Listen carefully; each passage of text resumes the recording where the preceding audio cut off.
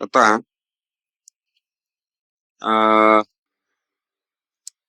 आपल्या शंट जनरेटरचे पण एक दोन कॅरेक्टरिस्टिक्स बघायचे राहिलेले. ठीक आहे, ते पण बघू आपण. आणि काल कंपाऊंड जनरेटरचे पण राहिल्या, मोटरच्या बघितल्या आपण, जनरेटरच्या राहिल्या. ठीक आहे, मग आता पहिला आपण बघूया जो शंट जनरेटर आहे. ठीक आहे, त्याची कॅरेक्टरिस्टिक्स बघू, किंवा आपण असं बघा OCC, open circuit characteristics of, ते आता ऑल टाइप्स ऑफ जनरेटरला ती लागू होते. ठीक आहे, म्हणजे कंपाऊंड जनरेटरला पण लागू होत्या आणि शंट जनरेटरला पण लागू होते. तर ती बघू. पहिला, ठीक आहे, ओसीसी किंवा मॅग्नेटायझेशन कॅरेक्टरिस्टिक्स.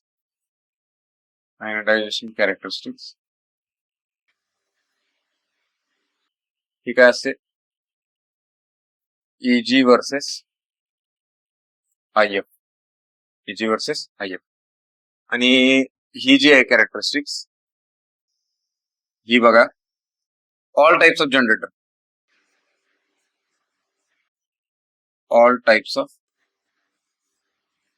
जनरेटरला लागू होते.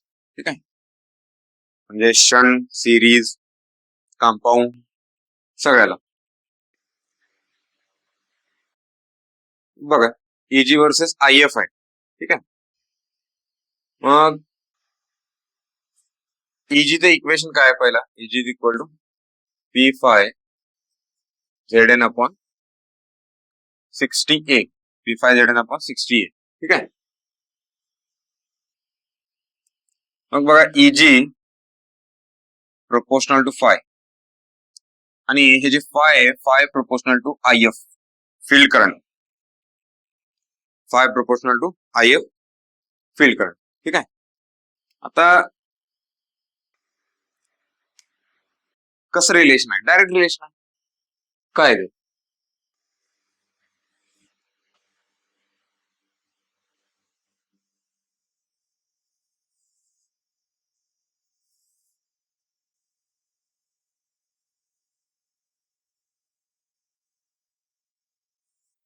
Line passing through origin, ag, किंवा याला आपण व्हीटी म्हटलं, टर्मिनल व्होल्टेज चालतं, I F. Straight line passing through origin. ठीक आहे, पण असं असते का? नाही. काय होतं? Ideal things cannot exist. Ideal time table cannot be followed, will not be followed. ठीक आहे, आयडियलच असते. ओके,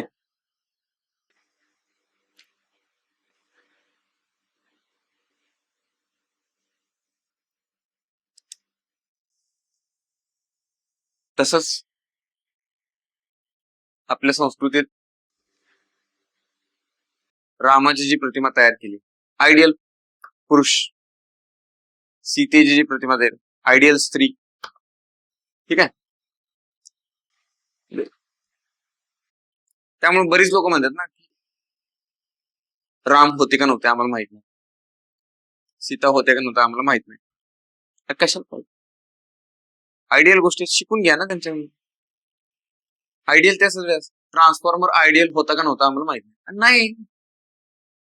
आयडियल शिकून घ्या, त्याच्यानंतर प्रॅक्टिकल बनवायला आपल्याला फायदा गरजेचं आहे ते.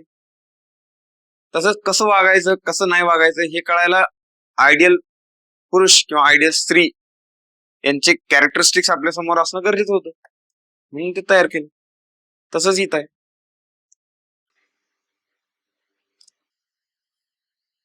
कोण सांगायचं लोकांना? समजलं? म्हणून असं म्हणतात राम बनणं फार अवघड आहे, सीता बनणं पण फार अवघड आहे. आयडियल गोष्टी आहेत ना, पण आपण 99% जवळ जरी जाऊ शकलो तरी जिंकलो म्हणायचं, ते पण अवघड आहे. 99% जवळ जायचं.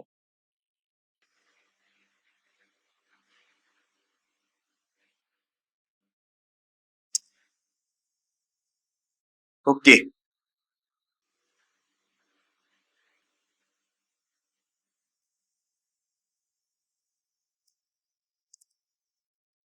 तर हे झालं आयडियल. असा असतो का? नसतो. नाही. मग प्रॅक्टिकल कसा असतो? तर प्रॅक्टिकल बघा हा असा असतो. ओके. मग हे काय भानगड आता? कस काय काय आलं? हे जे आहे बघा, ह्याचा अर्थ काय? IF zero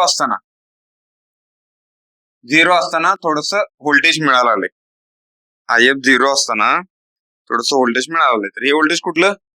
this is residual voltage. ठीक आहे, बिकॉज ऑफ रेसिड्युअल फ्लक्स.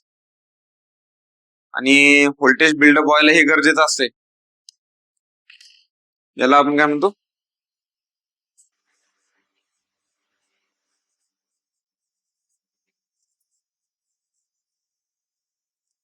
आता हे कसं तयार होते बघा. मोटर स्टार्ट करणार आपण, बरोबर. एखादं एक एक्झाम्पल घ्या. मोटर नाही, generator.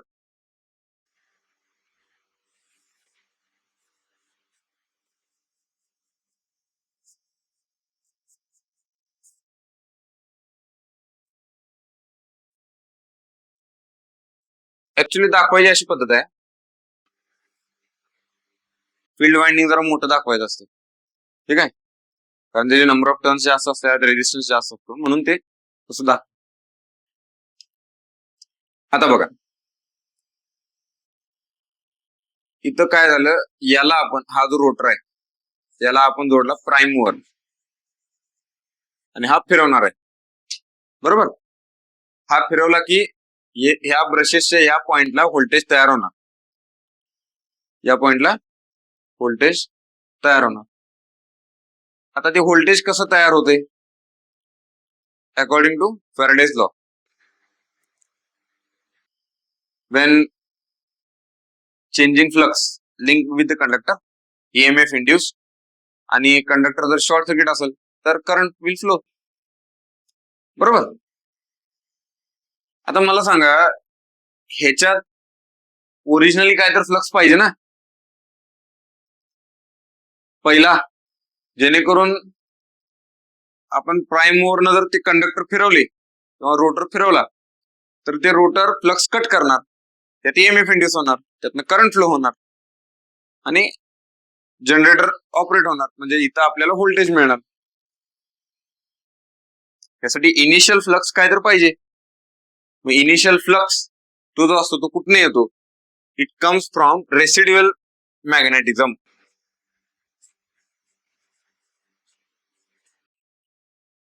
Residual magnetism, residual flux. आता हे काय आहे, कसं आहे हे? तर समजून घ्या. एक आपण BH कर्व बघितला, आठवलं का ते काय? बघा असा कर्व बघितला.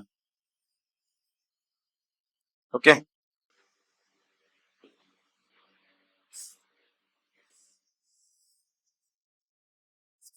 BH हे जे होतं रेसिड्युअल फ्लक्स. रेसिड्युअल फ्लक्स होता तो वरचा तेवढा. त्याचा अर्थ काय की जर मी एखाद्या मॅग्नेटिक मटेरियल मधनं, समजा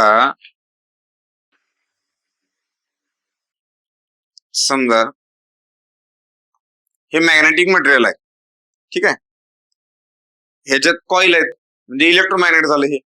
या कॉईल मधनं करंट फ्लो झाला की ह्याच्यात मॅग्नेटिझम इंड्यूस होते.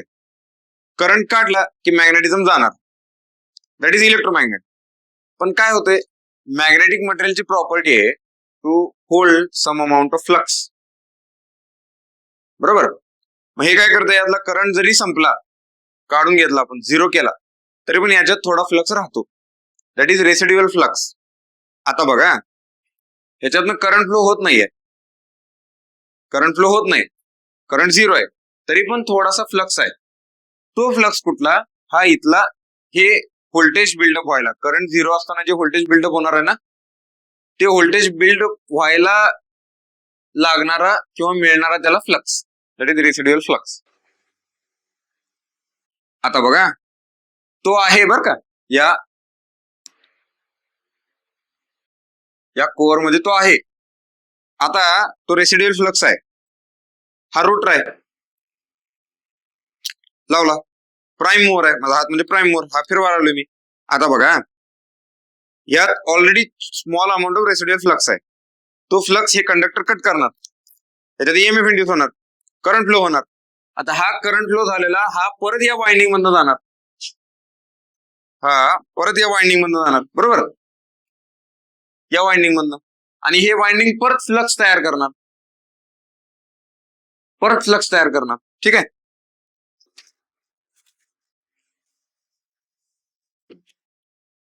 परत फ्लक्स तयार करणार.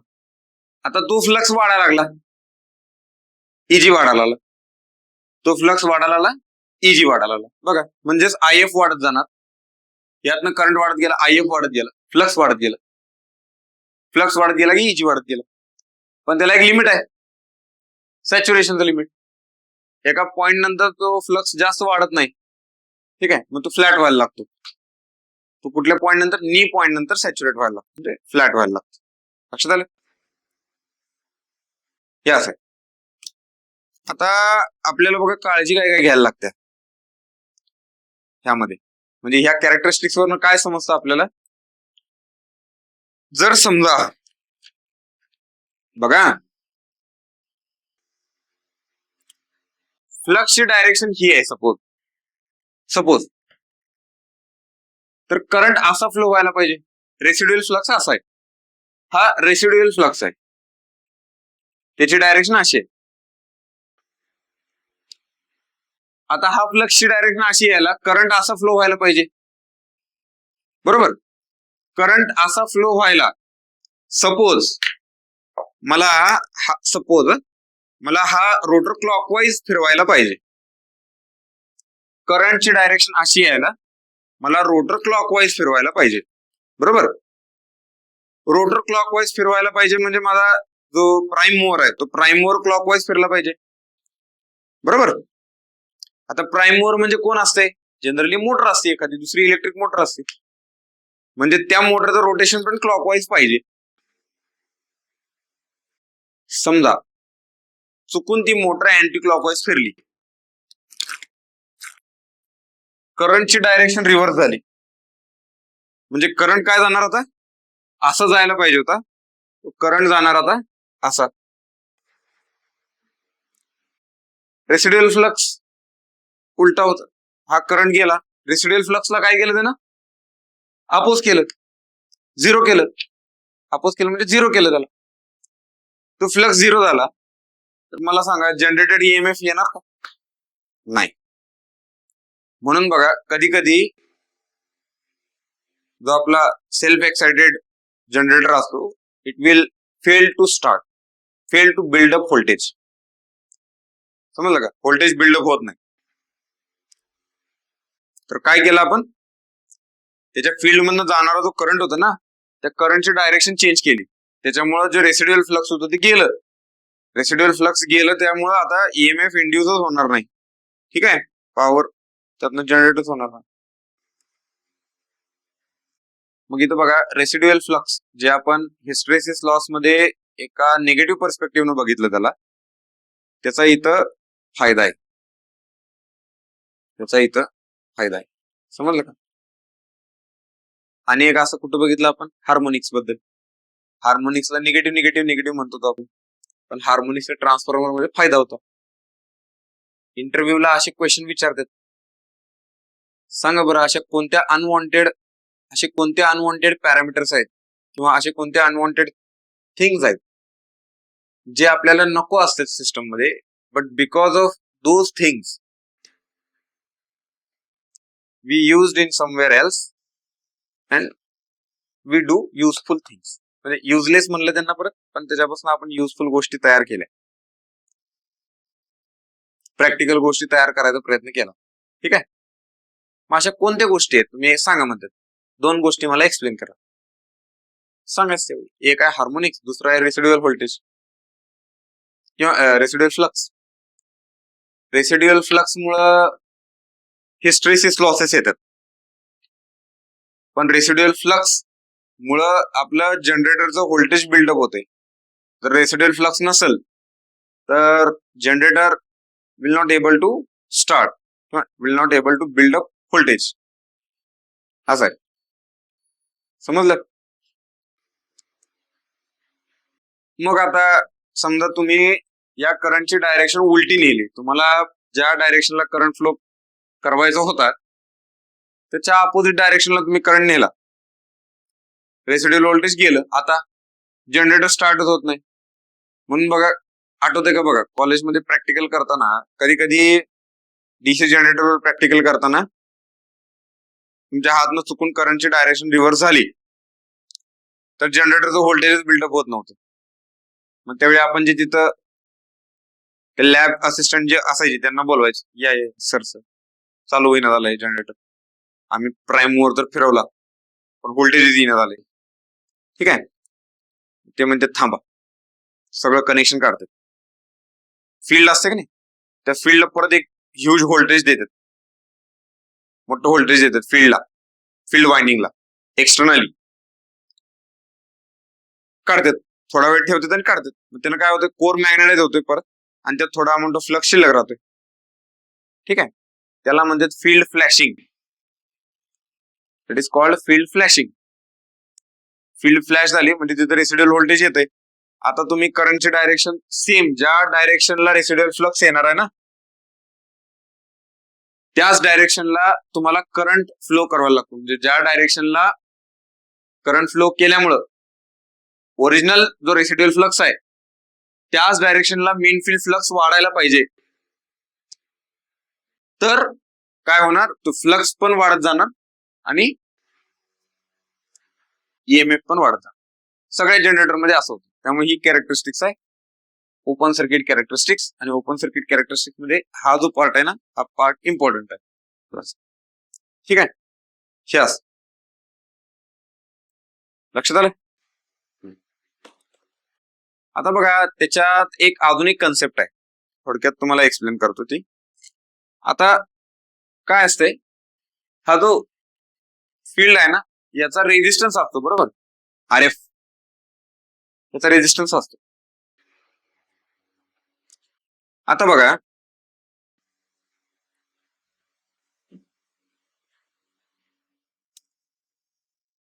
एक्झाम्पल घ्या, हे व्होल्टेज काय सडनली बिल्डअप होणार नाही ना, हळूहळू बिल्डअप होणार आहे, बरोबर.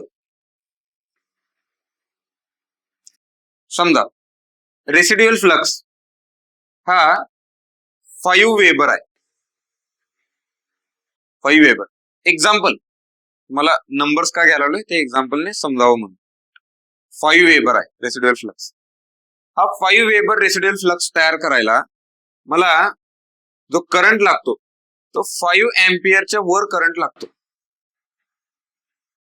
5 एम्पियरच्या वर करंट लागतो. म्हणजे 5 एम्पियरच्या वर करंट गेला तर माझा रेसिड्युअल फ्लक्स म्हणजे 5 वेबरच्या वर वाढतात. म्हणजे रेसिड्युअल फ्लक्स म्हणायचं नाही त्याला, त्यानंतर मेन फील्ड फ्लक्स म्हणायचं. मेन फील्ड फ्लक्स माझा 5 वेबरच्या वर वाढत जाणार आणि तो फ्लक्स वाढत गेला तर माझा यातनं परत करंट वाढत जाणार. कळतंय का, नाही कळालं? बघा, हे बघा, बिकॉज ऑफ रेसिड्युअल मॅग्नेटिझम ह्याच्यात फ्लक्स आहे 5 वेबर. आपण त्याला एक आकडा दिला 5 वेबर. ओके, एक्झाम्पल सांगा लागलो मी. एक्झाम्पल 5 वेबर फ्लक्स आहे त्याचा. आता हा फ्लक्स जर कट केला तर त्याच्यात 50 व्होल्ट ईएमएफ इंड्यूस होतोय. 50 व्होल्ट ईएमएफ इंड्यूस होते. आणि हा ईएमएफ कुठला आहे, बिकॉज ऑफ रेसिड्युअल फ्लक्स, म्हणजे रेसिड्युअल व्होल्टेज म्हणून याला. Residual voltage. ठीक आहे. आता 5 वेबरच्या वर फ्लक्स वाढायला, 5 वेबरच्या वर फ्लक्स वाढायला माझा यातनं जाणारा करंट पण वाढला पाहिजे ना. करंट वाढला पाहिजे. मग तो करंट किती आहे? समजा 5 एम्पियर करंट आहे. म्हणजे 5 एम्पियरच्या वर करंट वाढला तर माझा 5 वेबरच्या वर फ्लक्स वाढत जाणार. बरोबर. 5 वेबरच्या वर फ्लक्स वाढत जाणार. समजलं? एवढं तर कळालं. आता समजा फॉर एक्झाम्पल, समजा हे जे फील्ड वाइंडिंग आहे, या फील्ड वाइंडिंगचा रेजिस्टन्स 20 ओहम आहे. 20 ओहम. इथं रेसिड्युअल फ्लक्स आहे 5 वेबर. आता त्या 5 वेबर मुळे किती व्होल्टेज तयार होणार आहे? 50 व्होल्ट. म्हणजे इथं 50 व्होल्ट तयार झालं, प्लस मायनस 50 व्होल्ट.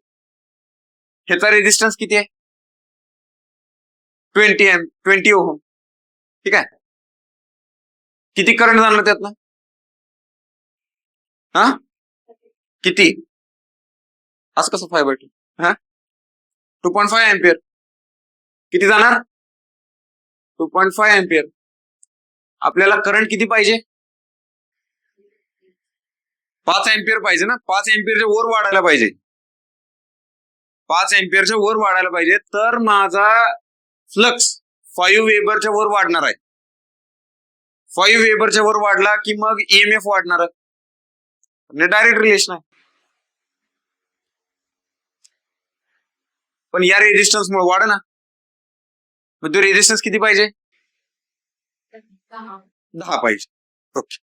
मग ह्याच्या जागी मी काय घेतलं बघा, हा नको आहे मला. याच्या जागी मी काय घेतला? 10 ओहम घेतला. आता 10 ओहम न काय होणार? येस, इथनं करंट किती आला? 5 एम्पियर. बघा, हा पण गेला. इथनं करंट आला 5 एम्पियर. ओके. आता 5 एम्पियरचा समजा 5.1 झाला, करंट वाढला, थोडस व्होल्टेज वाढलं ना इथलं, 5.1 झाला. 5.1 ह्याच्यातनं गेला, मग 5 वेबरच्या तिथं 6 वेबर झाला फ्लक्स. 6 वेबर झाला की परत व्होल्टेज वाढलं. याला करस्पॉन्डिंग व्होल्टेज आलं समजा 70 व्होल्ट. 70 व्होल्ट आलं. इथं किती? 10 ओहम.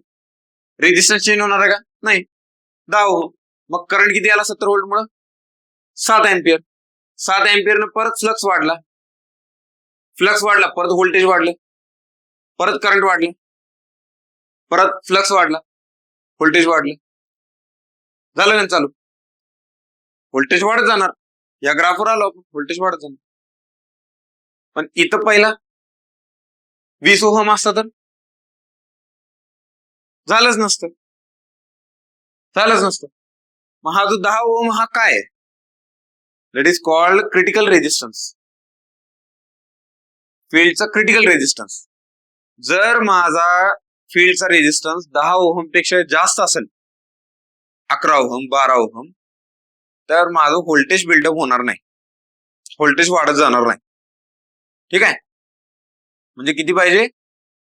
ऍक्च्युली आपला जो रेजिस्टन्स आहे, फील्ड वाइंडिंगचा resistance, it must be less than critical resistance. Critical रेजिस्टन्सच्या खालीच पाहिजे. याला आपण म्हणतो सिग्निफिकन्स ऑफ, हा जो पार्ट आहे का नाही, this is called significance of critical resistance किंवा field winding resistance. Significance of RF, field winding resistance. Field winding resistance काय पण ठेवून चालत नाही. समजलं? Okay. During designing of DC generator या गोष्टी आपल्याला कन्सिडर करायला लागतात. कळली गोष्ट? लक्षात आली? हा. तर ही अशी कॅरेक्टरिस्टिक्स बघितली आपण.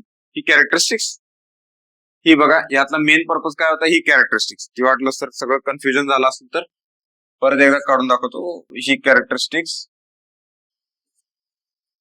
IF, EG, VT open circuit characteristics आहे ना, ही आपली अपेक्षा होती अशी, पण अशी न येता हे काय येते अशी. दिस इज आयडियल आणि this is practical. OCC, open circuit characteristics. This is voltage due to residual flux.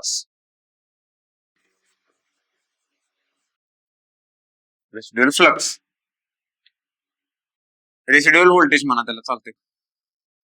ठीक आहे, त्याची कॅरेक्टरिस्टिक्स ही सगळ्या जनरेटरना लागू होते. ओके, सगळ्या जनरेटरना लागू होते.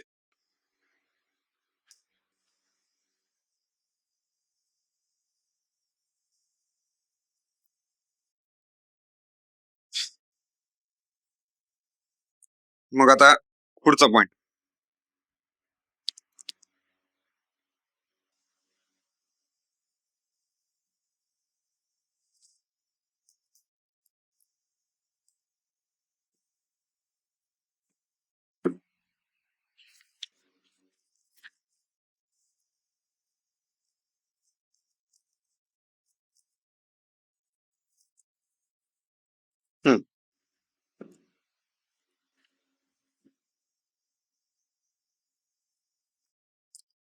ओके, आता पुढची बघा. आपल्याला काय बघायचे, इंटरनल कॅरेक्टरिस्टिक्स आणि एक्सटर्नल कॅरेक्टरिस्टिक्स. ओके,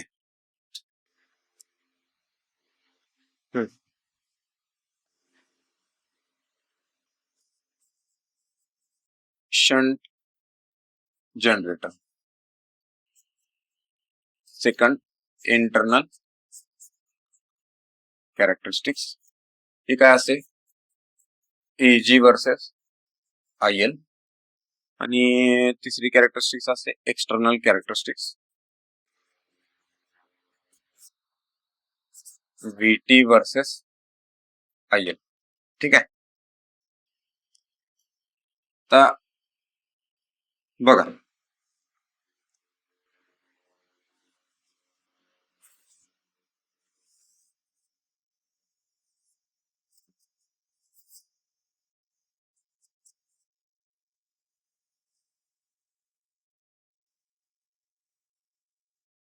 आता जनरेटेड व्होल्टेज आणि IL, ठीक आहे, ह्याच्यात काय रिलेशन आहे का? काहीच नाही. काय आहे बघा, E is equal to P phi ZN upon 60A. काय रिलेशन आहे का? नाही. मग VT is equal to EG minus IARE. VT मध्ये रिलेशन आहे, म्हणजे जी पुढची कॅरेक्टरिस्टिक्स येईल एक्सटर्नल कॅरेक्टरिस्टिक्स, तिथं बघा काय होते. जर IL, आता शंट जनरेटर आठवलं का?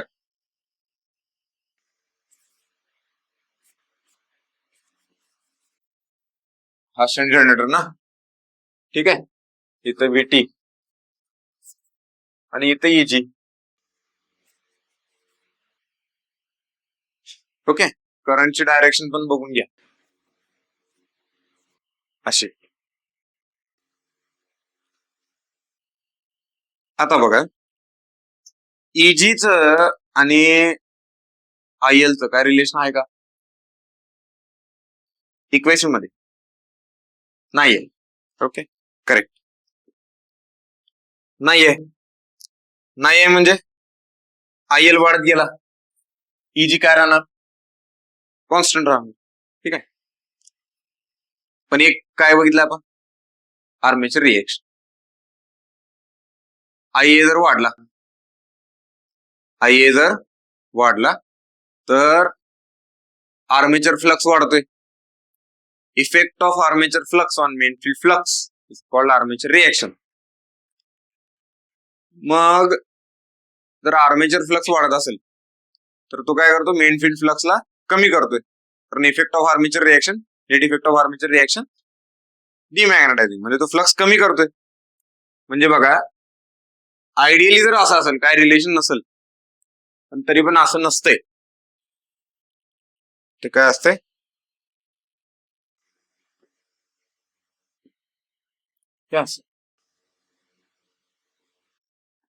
ओके. ठीक आहे, internal characteristics. Internal characteristics, okay. आणि हे काय, ड्रॉप ड्यू टू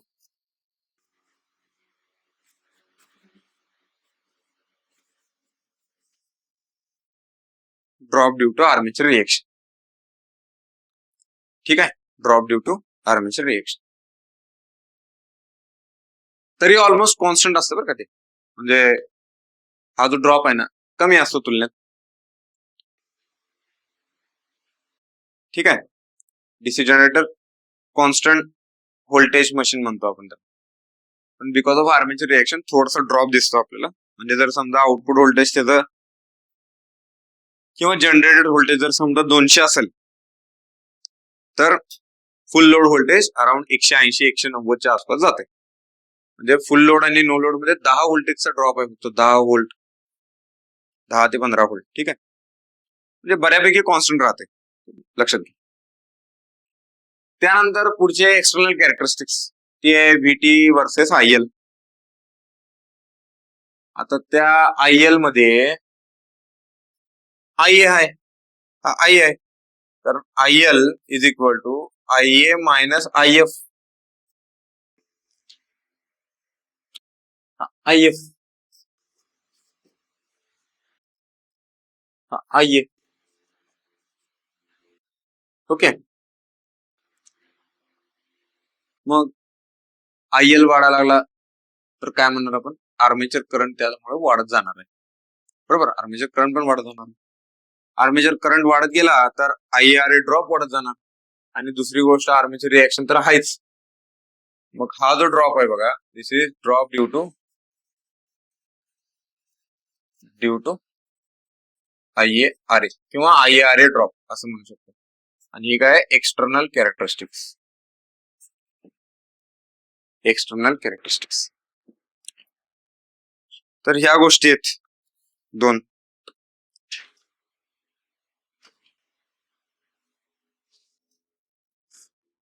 ओके,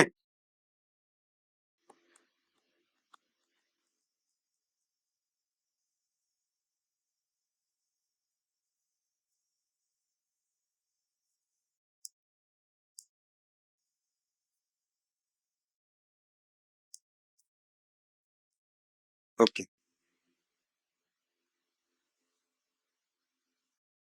हे लक्षात ठेवा.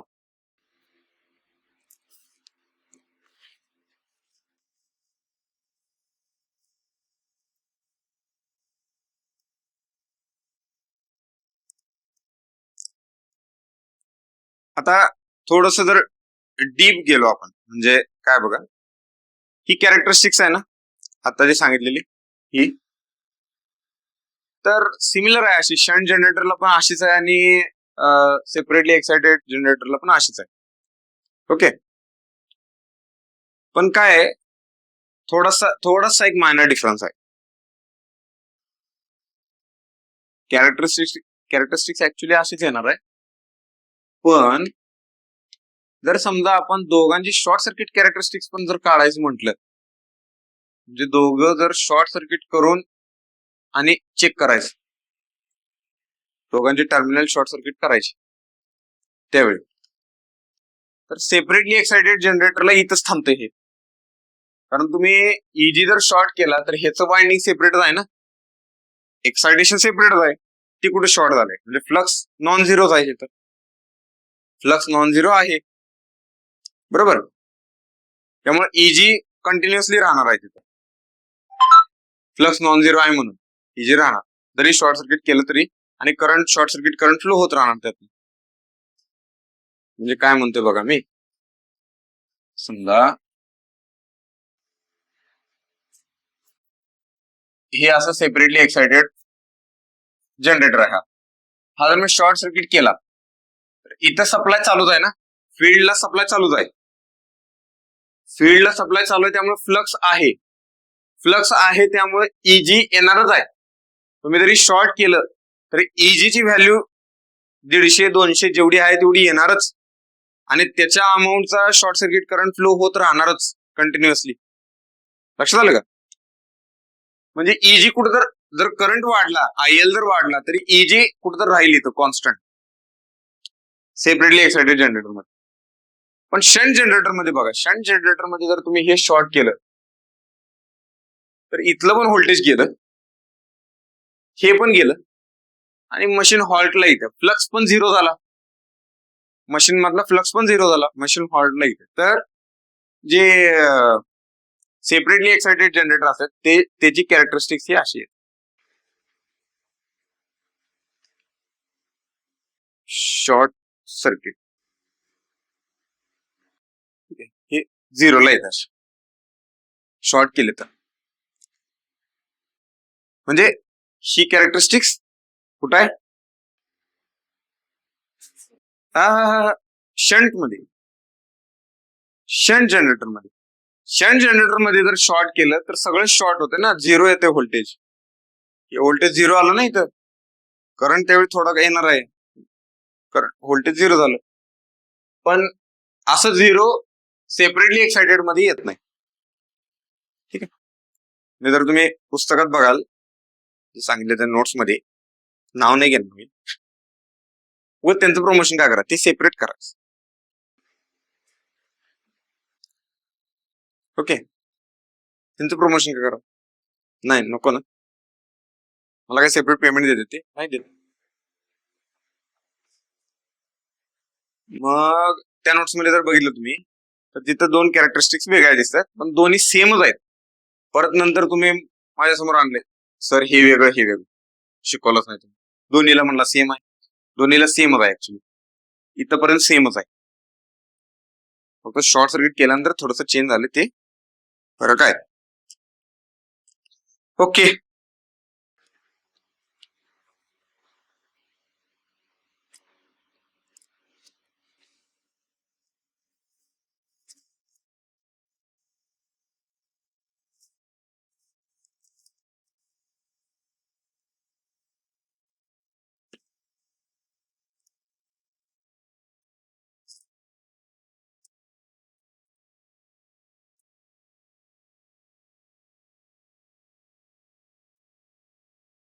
आता बघा कंपाऊंड जनरेटरची कॅरेक्टरिस्टिक्स बघू आपण, त्यानंतर एक पुढं.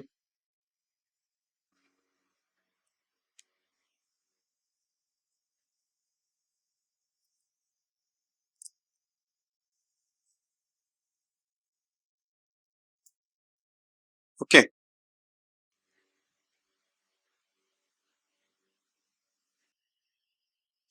आता बघा त्याची पण इंटरनल आणि एक्सटर्नल कॅरेक्टरिस्टिक्स जवळपास सेमच राहते. कंपाऊंड जनरेटर, ठीक आहे, कंपाऊंड जनरेटर. आता कंपाऊंड जनरेटर मध्ये बघा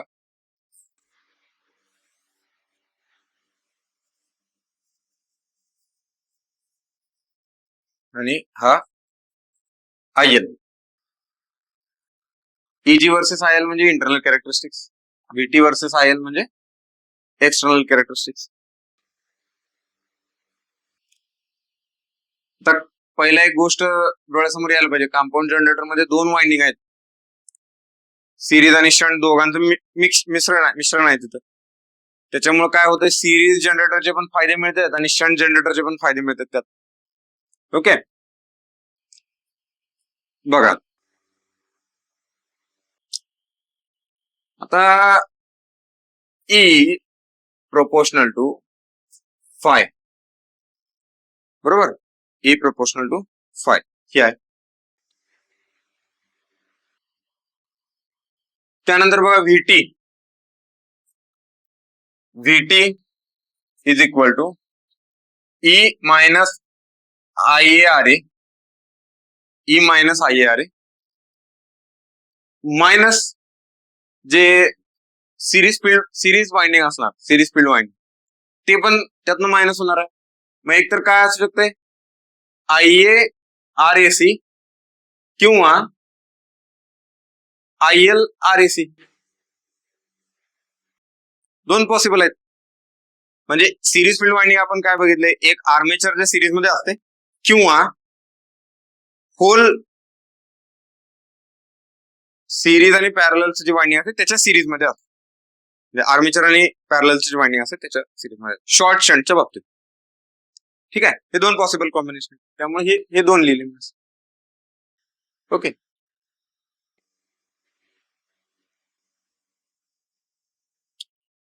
मग बघा आता एक गोष्ट तुम्हाला लक्षात जर आली, मगाशी आपण जी कॅरेक्टरिस्टिक्स काढली, कुठली कॅरेक्टरिस्टिक्स काढली मागची, ही कॅरेक्टरिस्टिक्स काढली बरोबर. एक्सटर्नल कॅरेक्टरिस्टिक्स त्याच्या खाली झाल्या, फक्त त्याचा ड्रॉप कुठला वाढलाय, आय आर एचा ड्रॉप वाढला. ओके, पण ती सेमच आहे, काय असं फरक नाही. आपण कुठली तरी एक कॅरेक्टरिस्टिक्स यातली समजून घेऊ, इजी वर्सेस आय एल समजून घेऊ. ती जर समजली, त्याच्या जस्ट खालोखाल तुम्ही काय करायचे, व्हीटी वर्सेस आय एल दाखवायचे. सेमच कॅरेक्टरिस्टिक्स येणार आहे, काय येतात फक्त हे लॉस तेवढा एक्स्ट्रा त्यात डीप येणार थोडासा. ओके, मग बघा आता हा फ्लक्स आहे, या फ्लक्स मध्ये काय असतं बघा, ई प्रपोर्शनल टू फ्लक्स. आता तो फ्लक्स काय असतो, five S H plus minus five AC, plus minus five AC. ठीक आहे, आता त्या फाय एसी वरनं ह्याचे परत 4 प्रकार पडलेत. फाय एसी वरून त्याचे 4 प्रकार पडले. ठीक आहे,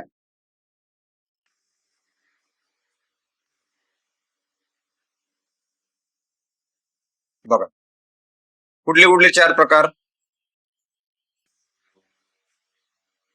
जर फाय एस च्या तुलनेत जर जास्त असेल किंवा त्याच्या जवळ असेल, आता बघा यात समजून घ्या, सगळ्यात जास्त कोण असतो, फाय एस एच असतो बरोबर. फाय एस एच ऍक्च्युली आपला मेन फील्ड फ्लक्स असतोय जवळपास. म्हणजे जो आपला फाय एम आहे, मेन फ्लक्स मध्ये सगळ्यात जास्त रोल कोणाचा असतोय, शंट फील्ड वाइंडिंगचा बरोबर. आता समजा फॉर एक्झाम्पल फाय एम मध्ये फाय एस एच आणि five AC. Five S H असेल 50 वेबर आणि फाय एसी असेल 30 वेबर. असं जर रिलेशन असेल तर हा काय होतो, ओव्हर कंपाऊंड जनरेटर. जर फाय एस एच 50 आहे आणि फाय एसी समजा 20 असेल किंवा 15 असेल, किती 15 असेल, तर हा काय येतो,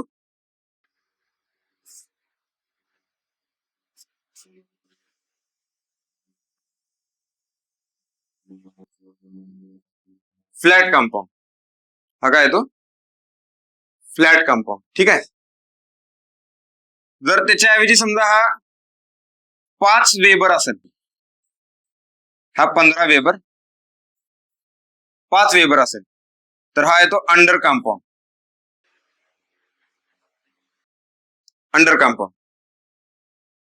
आणि जर 5 पेक्षा अजून खाली असेल म्हणजे काय, -10 किंवा -15, हा काय झाला, आता फाय एसी निगेटिव्ह झाला.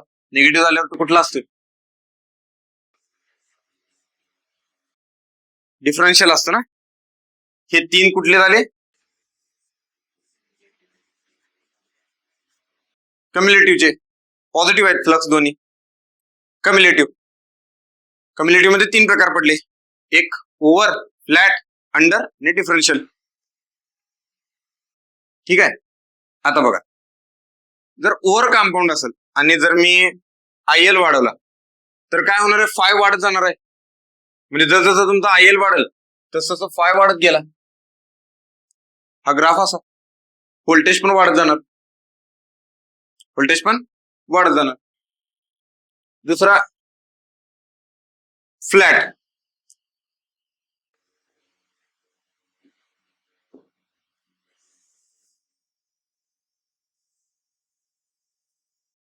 हे असं बघा, ही कॉन्स्टंट व्होल्टेज लाईन आहे.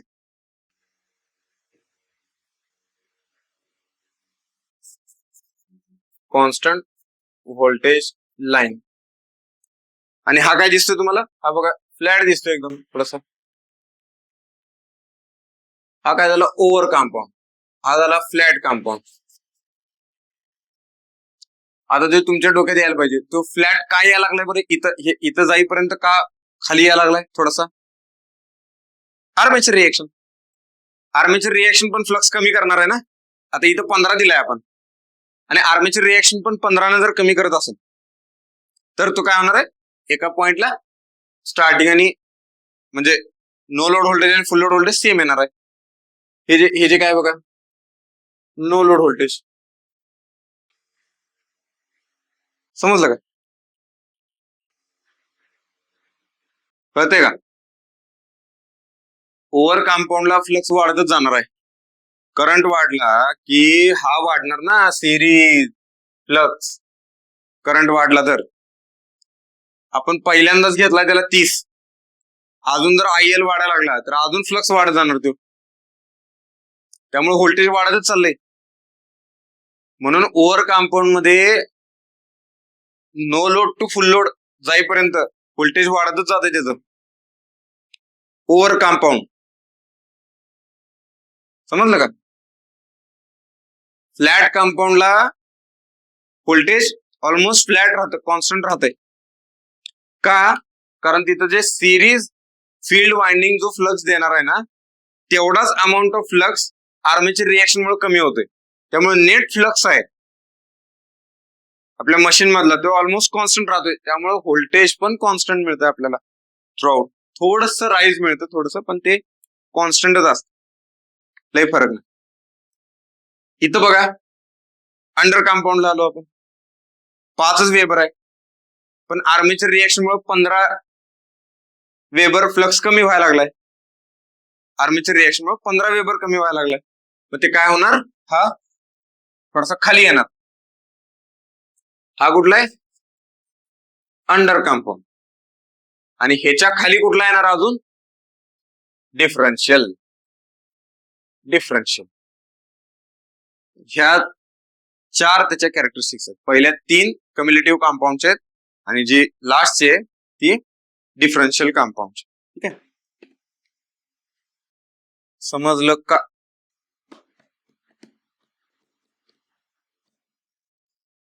कळालं, एक्सप्लेनेशन कळालं, सोपं आहे, काय अवघड नाही एक्सप्लेनेशन. कळालं नक्की. नंबर घेऊन आपण समजायचा प्रयत्न केला.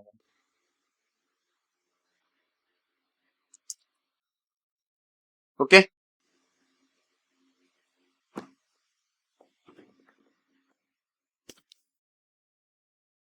ठीक आहे.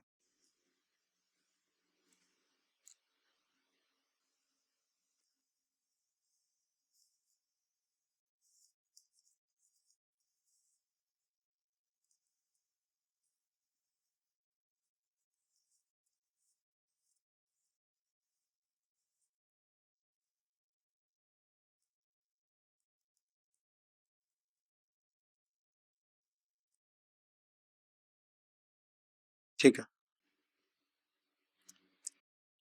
आजचं आपलं शिकून झालंय.